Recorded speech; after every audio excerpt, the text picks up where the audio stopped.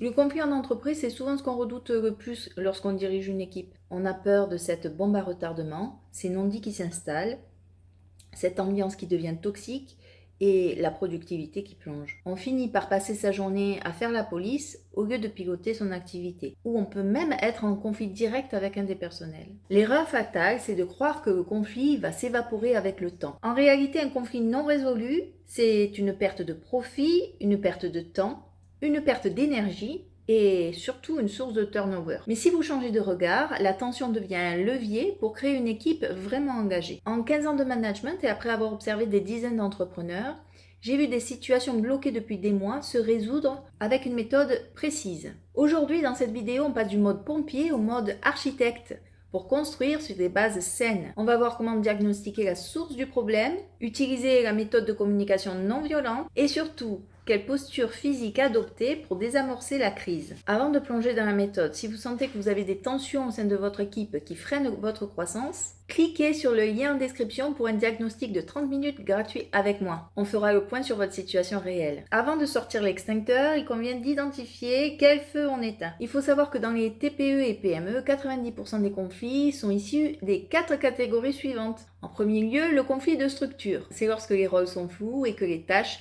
se chevauchent. On se marche sur les pieds, il y a une mauvaise répartition des tâches entre les collaborateurs et un manque de clarté dans le process. Ce phénomène est très fréquent dans les très petites ou moyennes entreprises. Ensuite, on a le conflit de valeurs. Chaque collaborateur a des visions divergentes de la manière de travailler. Une vision du monde du travail qui diverge radicalement entre deux collègues. C'est le choc des cultures, la rigueur de l'un face à l'agilité de l'autre. Ensuite vient le conflit des besoins. Un collaborateur manque de reconnaissance, de sécurité ou d'autonomie et il finit par exploser. Avant de régler le problème, il faut savoir à quoi on s'attaque. Ensuite, on a le conflit de méthode. Dans ce cadre-là, les collaborateurs sont d'accord dans le but, mais ils ne sont pas d'accord sur le chemin pour y arriver. Ensuite, on a le conflit d'intérêts, quand deux personnes convoitent le même projet ou la même promotion. Et enfin, la dernière catégorie que je citerai ici, mais bien sûr il y en a d'autres, c'est le conflit générationnel, avec des méthodes de communication différentes en fonction de l'âge du collaborateur. Il est primordial d'identifier la source du conflit.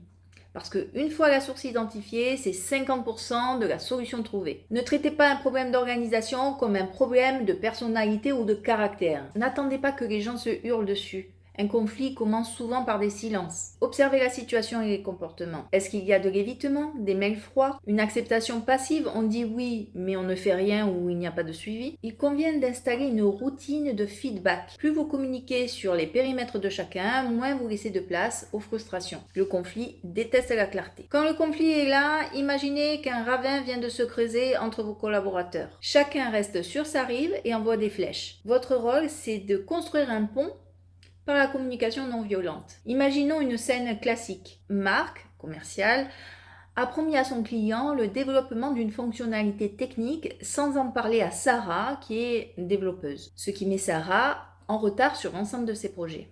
Voyons comment nous fonctionnons. En premier lieu, on pose la première pierre, qui est celle de l'observation. L'objectif est de poser un socle de vérité indiscutable pour stopper l'escalade. Donner les faits bruts sans jugement.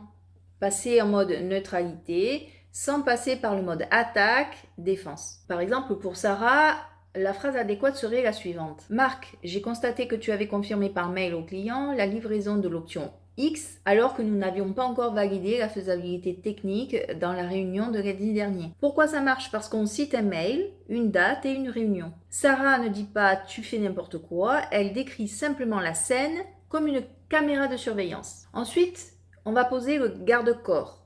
On va passer en écoute active avec expression des sentiments. On valide l'humain avant de traiter le problème. Et c'est ici qu'on désarme la colère. Utilisez la reformulation pour comprendre l'autre et valider les sentiments de l'autre avant les faits. Chacun doit pouvoir exprimer ses émotions.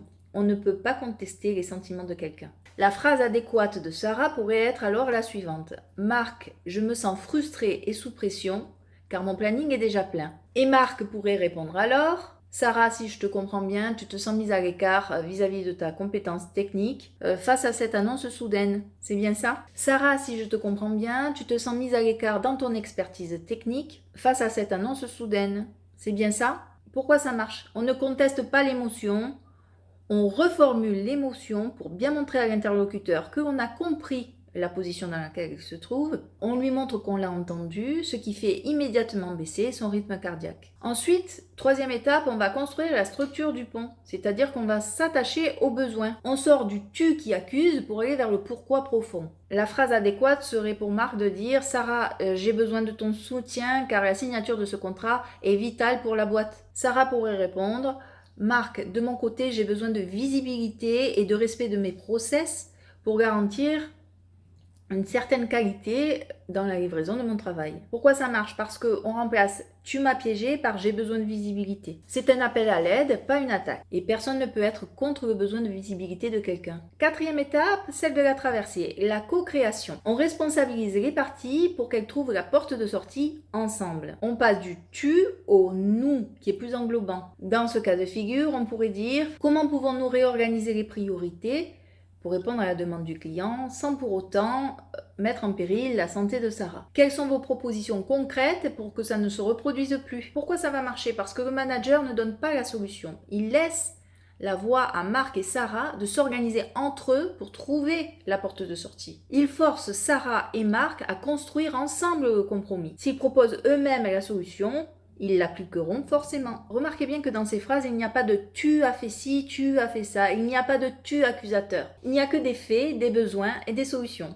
C'est ça la posture d'architecte. Enfin, le management moderne ne peut pas oublier la position du corps. Quand on est en conflit, le cortisol, hormone du stress, va bloquer la partie logique du cerveau. Alors, pour le réguler, voici mes 2 conseils. Premièrement, la règle de l'angle de 90 degrés. Lorsque vous êtes en conflit avec quelqu'un, évitez le face-à-face. Ne vous asseyez jamais face à face comme dans un duel. Placez-vous en angle droit, cela permet de regarder ensemble vers une même direction, un écran ou autre chose. On n'est plus l'un contre l'autre, on est côte à côte face au problème. Ensuite, je vous conseillerais la médiation en marchant. Sortez marcher 10 minutes par exemple avec les personnels en conflit ou avec le personnel précis avec lequel vous êtes en conflit. La marche synchronise les pas et apaise le système nerveux. Il est physiquement plus difficile d'être agressif lorsqu'on avance au même rythme. Enfin, je vous encourage à rompre la dynamique. Sachez désamorcer la bombe. Et là, j'ai l'exemple particulier qui me vient en tête d'un manager, directeur,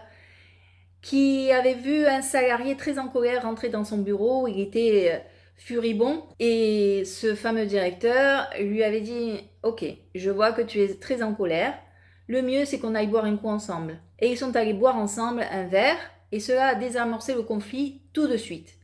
La personne s'est sentie comprise puisque l'état émotionnel avait été identifié par le directeur et ils sont allés désamorcer peu à peu le conflit en ayant le même rythme de marche pour ensuite s'installer dans un autre contexte qui n'était pas celui de l'entreprise mais celui d'un bar. Là, on est dans la dynamique du mouvement, les corps marchent ensemble sur le même rythme dans la même direction et le ton s'est détendu tout de suite. Quelques conseils pratiques. Vous recevez un mail qui vous contrarie particulièrement. Ne répondez pas instantanément. Laissez-vous 24 heures pour réfléchir à une réponse plus posée.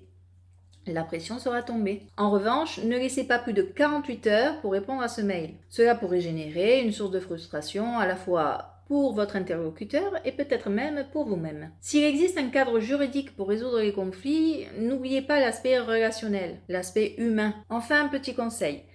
Si le droit fixe les limites à un conflit, rappelez-vous que la communication restaure la confiance. Un manager doit jongler entre sa casquette de gardien des règles et de médiateur. Gérer un conflit, c'est épuisant sur le moment, mais c'est un investissement. Une crise bien gérée renforce votre leadership, augmente la confiance de votre équipe et crée une nouvelle dynamique beaucoup plus saine. Le conflit est souvent le signe qu'une règle doit être réécrite ou écrite si ça n'a pas été fait, et qu'un cap doit être à nouveau posé. C'est un signal d'alarme utile pour l'évolution de l'entreprise. Si la situation vous dépasse, n'hésitez pas à consulter un tiers, que ce soit un médiateur ou un responsable de ressources humaines, ou moi-même. Si vous voulez aller plus loin dans la gestion de personnalités complexes, n'hésitez pas à vous abonner, à liker, à m'encourager, car ce sera l'objet de la prochaine vidéo. Je vous dis à la semaine prochaine.